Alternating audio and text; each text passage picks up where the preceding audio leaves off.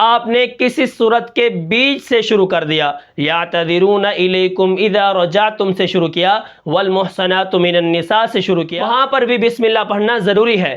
اور ہاں، اگر چلتے چلتے سورۃ توبہ شروع ہو جائے تو وہاں پر بسم اللہ پڑھنا ضروری نہیں ہے۔ آج کا جو ہمارا سبق ہے وہ ہے سبق نمبر 1، تیسرا لمعہ۔ اب تیسرا لمعہ کس چیز کے بیان میں ہے؟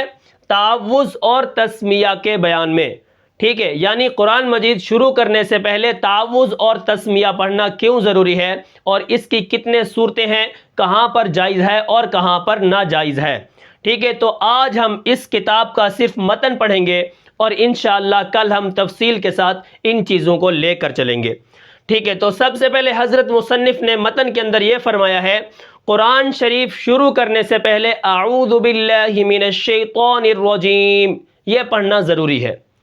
قرآن شریف شروع کرنے سے پہلے، وہ چاہے آپ تلاوت کی ابتدا کر رہے ہیں، وہ چاہے آپ سورت کی ابتدا کر رہے ہیں، وہ چاہے آپ کسی بھی جگہ سے ابتدا کر رہے ہیں، تو وہاں پر آپ کا قرآن شریف شروع کرنے سے پہلے تعوذ پڑھنا ضروری ہے، ٹھیک ہے؟ تو آپ کو یہ بات سمجھ آ گئی۔ اور بسم اللہ الرحمن الرحیم میں یہ تفصیل ہے کہ اگر آپ کسی سورت سے شروع کریں تو وہاں پر بسم اللہ پڑھنا ضروری ہے۔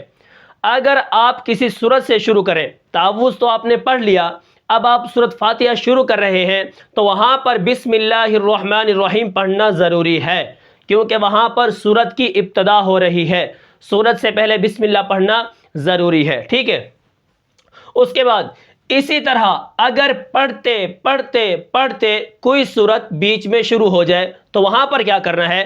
تو وہاں پر بھی بسم اللہ پڑھنا ضروری ہے، ٹھیک ہے؟ پڑھتے پڑھتے کوئی سورت بیچ میں شروع ہو جائے تب بھی بسم اللہ پڑھنا کیا ہے؟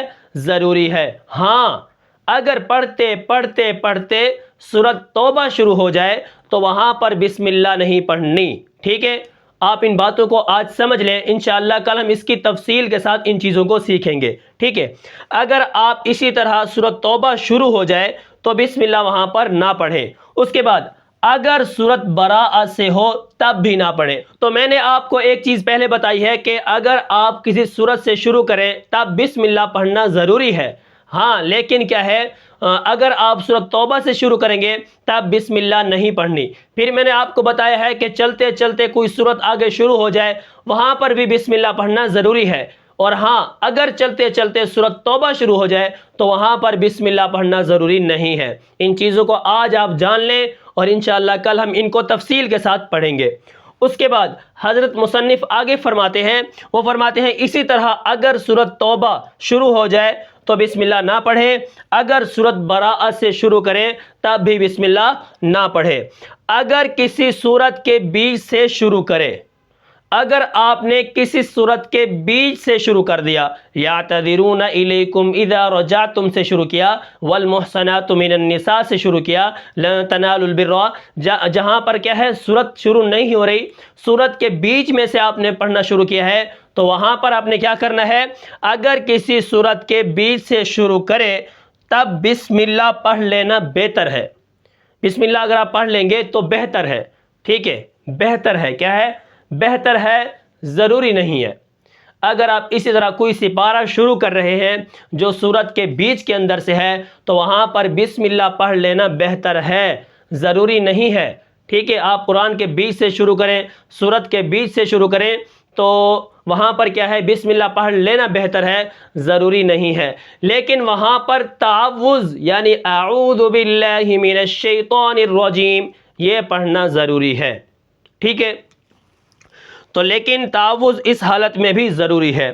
تو میری بات آپ کو یہاں پر سمجھ آ گئی ہوگی، جو میں آپ کو یہ بتانا چاہتا تھا کہ اگر آپ قرآن مجید شروع کریں گے تو تعوذ پڑھنا ضروری ہے، ٹھیک ہے؟ اس کے بعد اگر آپ کسی سورت سے شروع کریں گے پھر بسم اللہ الرحمن الرحیم پڑھنا ضروری ہے۔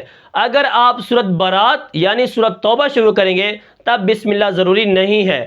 اسی طرح اگر آپ پڑھتے پڑھتے آگے بیچ میں کوئی سورت شروع ہو جائے وہاں پر بسم اللہ الرحمن الرحیم پڑھنا ضروری ہے، اور اسی طرح اگر آپ پڑھتے پڑھتے سورت توبہ شروع ہو جائے وہاں پر بسم اللہ پڑھنا ضروری نہیں ہے۔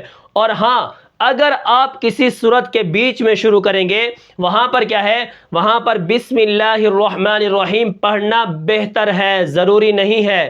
اسی طرح وہاں پر تعوذ پڑھنا ضروری ہے، سورت کے بیچ میں تعوذ پڑھنا کیا ہے، ضروری ہے۔ انشاءاللہ آج آپ کو اس چیزوں کی سمجھ نہیں آئے گی، انشاءاللہ کل ہم تفصیل کے ساتھ پڑھیں گے اور ایک ایک چیز کو میں واضح کر کے آپ کو بتاؤں گا، اور آپ کو یہ سمجھ آئے گی کہ کہاں پر بسم اللہ پڑھنی ہے، کہاں پر بسم اللہ نہیں پڑھنی، اور کن کن صورتوں کے ساتھ بسم اللہ ملا کر پڑھنی ہے اور کن کن صورتوں سے بسم اللہ جدا کر کے پڑھنی ہے۔ تو یہ تھا آج کا ہمارا سبق، جو مختصر میں نے آپ کو یہ سمجھایا ہے کہ آگے ہم یہ سبق پڑھنے والے ہیں، اور اس کے اندر جتنی صورتیں نکلتی ہیں، جتنی چیزیں نکلتی ہیں، وہ میں آپ کے سامنے لانے والا ہوں۔ تو یہ تھا آج کا ہمارا سبق، تو پھر ملتے ہیں انشاءاللہ اگلے سبق میں، تب تک کے لیے مجھے اجازت دیجیے، اللہ حافظ۔